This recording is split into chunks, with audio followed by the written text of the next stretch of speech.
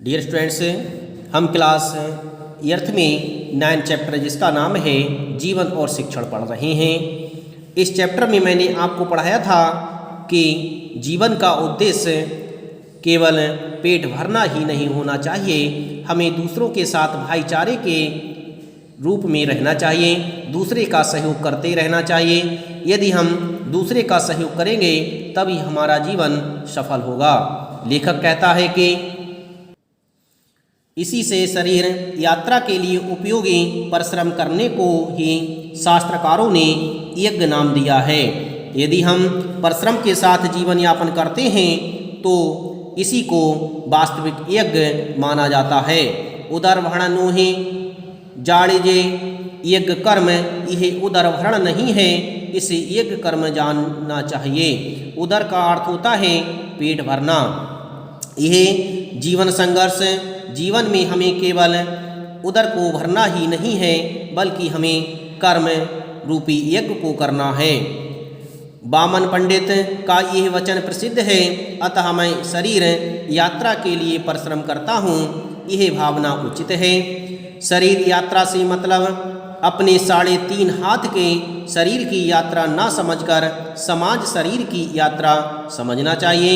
यह अर्थ मन में बैठाना चाहिए। हमें अपने मन में यह समझ लेना चाहिए कि हम जो कार्य कर रहे हैं वो केवल अपने शरीर के लिए नहीं कर रहे हैं, हमें समाज रूपी शरीर के लिए कार्य को करना चाहिए। हमारी यात्रा समाज रूपी शरीर को सुधारने की होनी चाहिए। मेरी शरीर यात्रा यानी समाज की सेवा, और इसीलिए ईश्वर की पूजा इतना समीकरण दृढ़ होना चाहिए और इस ईश्वर सेवा में देह खपाना मेरा कर्तव्य है और वह मुझे करना चाहिए।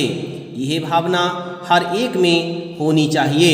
यदि ऐसी भावना सभी के अंदर समाहित हो जाएगी तो हमारी समाज में फैली हुई विभिन्न प्रकार की परेशानियां स्वयं ही समाप्त हो जाएंगी। इसलिए वह छोटे बच्चों में भी होनी चाहिए। यह सभी भावनाएं छोटे बच्चों के अंतर्गत भी होनी चाहिए। इसके लिए अपनी शक्ति भर उन्हें जीवन में भाग लेने का मौका देना चाहिए और जीवन का मुख्य केंद्र बनाकर उनके आसपास आवश्यकता अनुसार सारे शिक्षण की रचना करनी चाहिए।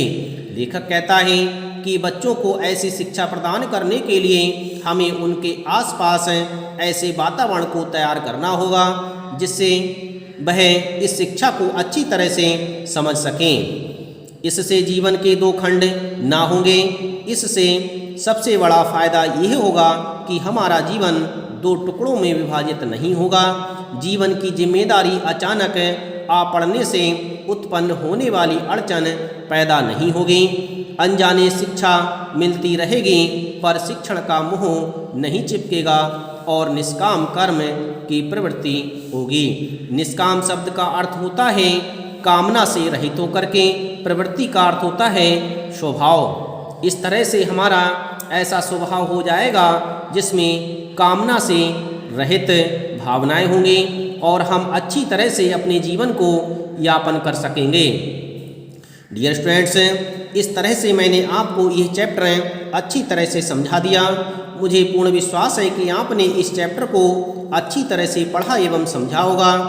अब मैं आपको इस चैप्टर के शब्द ज्ञान संबंधी शब्दों को लिखाऊंगा जिसे आप ध्यान से अपनी कॉपी में लिखेंगे।